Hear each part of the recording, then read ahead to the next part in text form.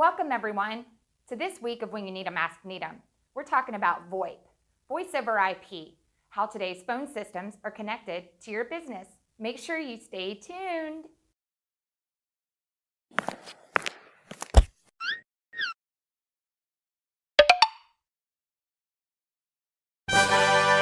Hey guys, welcome to another week of When You Need 'em, Ask Neadom. Angel, how's it going? It's good. If you haven't noticed, we're in a new location. Wow. This would be our new office. Yes, we just moved in last weekend, and up to the phenomenal staff that we have, they did a fantastic job of getting us moved in. Sure did. We're also a moving company, so if you ever need a team in a truck, Kotori moving. Don't call us, by the way. No, we're not doing this again anytime soon, just saying. Yeah, so we've got a new office. We've got some new digs. This is my office. Really excited to be in the new spot. And why we switched places. Yeah, we were at Angel's desk before, so go figure. We're making changes. We're gonna move when we get everything set up, so we just want to make sure we're still shooting and making videos for you guys. Absolutely. So what do we got this week, Angel? Okay, so this week we're going to discuss voice over IP, and more likely seen as VO, capital IMP. We want to know what it is and what exactly it does toward benefiting the business. Yeah, so that's a great one. A lot of people get confused with this topic of what actually voice over IP is. So, like you said, VoIP, voice over IP, is really sending voice data packets across the network, right? The computer network, the same, network that your computers are connected to, right? We're sending voice traffic over it. So it's just taking those voice signals and making them digital and then sending them across the network. And that's really kind of the basics, like the 101 versions of VoIP. Right, when we get into more complicated things as how it works. And so traditionally how phone systems work is we had an analog service, right? Remember kind of the first version of the telephone, the Andy Griffith Show, right? Absolutely. Sarah, can I speak to Sheriff Taylor? Right, and she had to call in, and she had a little plug, and she'd listen to you, and she'd chew her gum and talk, and then she'd patch you in over to another person. Yes. And she could listen. Oh, okay. Right, she could hear you. And those were the days of the party lines, right? You have 3 or 4 people, and you could all talk on the phone.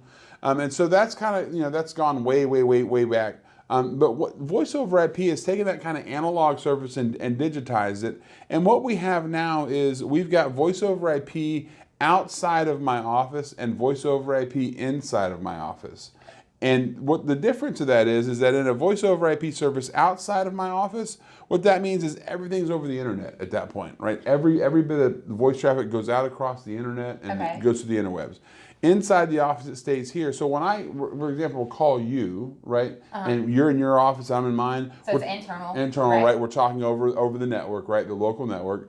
But if I go and I call a client, right, and I call a client and I say, hey, Mr. Client, how do I, get you this quote? How do I call you back again? Or whatever I'm asking them, that's going to leave my network and go across the internet, right? Okay. And that's kind of what voice over IP is.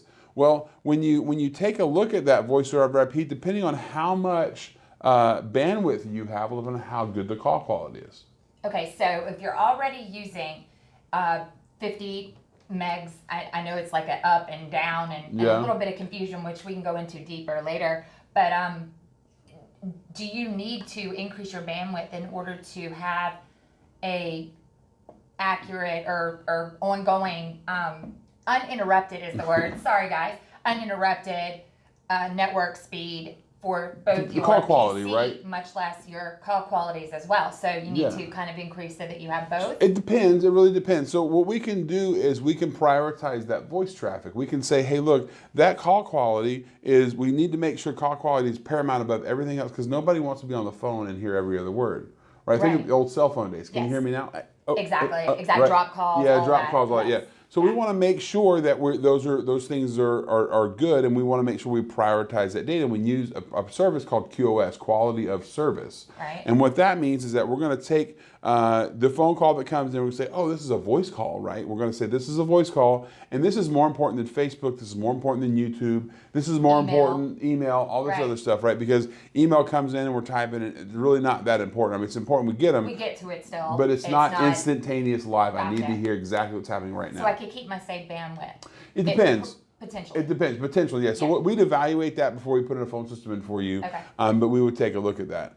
And then once we verify that we've got enough bandwidth for you guys, then we'd have to determine what type of service, whether we're going to bring in a dedicated SIP trunk. And a dedicated SIP trunk basically means that we're going to get dedicated telephone service from a provider to you, or we're going to bring what's called a bring your own bandwidth SIP trunk. And what that means is that I've got my internet, I don't really care who I use. I can go to somebody like Kotori, like us, or I can go to another company like siptrunk.com or some other company and get my dial tone, my telephone numbers from them, and then connect into my phone system. And is there anything kind of shady or to be, aware of as far as doing that? Yeah, so I mean, if you get a dedicated service from a provider, you're going to pay you're going to pay more money for that, right? You're going to pay for dedicated service, and you're going to pay for dedicated call quality, right? So you definitely pay a little bit more money to get that. But if we know we've got good internet service, right, and we know we've got good quality of internet service, we can save some money and go with what's called just a SIP trunk provider, and we can use our bandwidth to get connected to that SIP trunk provider over the internet. There's no such thing as them being able to hack in, at least not at this point in time, or anything crazy. Yeah, I mean, ideally, you've got a username and password to get connected into the SIP trunk, so that communication that can only be happened if you have that password, and it's typically really good username and password type stuff. Okay, that makes sense. Yeah. So once that information comes in, right, so you've got your call quality, all that comes in, you've got your good voice, you've got your handsets, right, your good handsets.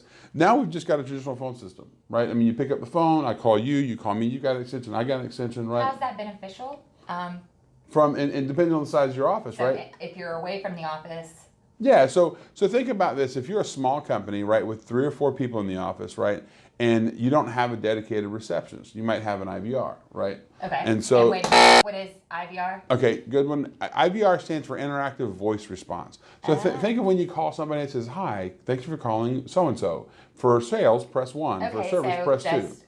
The AI, but of the digital receptionist, kind of a digital receptionist. So the IVR comes in, gets the call. You want to talk to sales, you press 1. So you press 1 on the phone, and it sends you off to somebody from sales. Now, in really, really frustrating service, it sends you to another digital receptionist, and that sends you to another one. And this IVR hell that you don't want to be in. Yeah, really big companies. But in smaller companies, anybody on the phone. Yeah, we have one just in case we can't get to the phone. Like we want a live person to answer the phone, right? That's just our philosophy of life, right? So we want that to happen. So when that call comes in, you pick up the phone, or somebody else in the office picks up the phone and says, "Thanks for Kotori," right?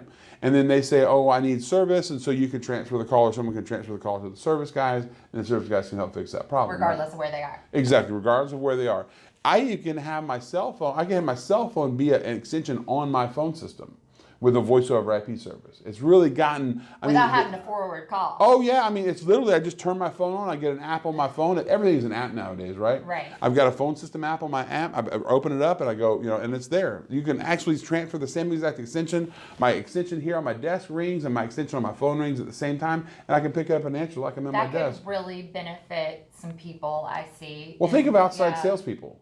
Oh yeah, right, definitely. Outside salespeople out in the field. You don't want to have them call you back. I mean, this could be the opportunity of a lifetime. Right. The big sale of the year. Imagine you get a phone call and, "Hey, I need to talk to somebody that's responsible for your heating and air system," and your sales guy's out in the field.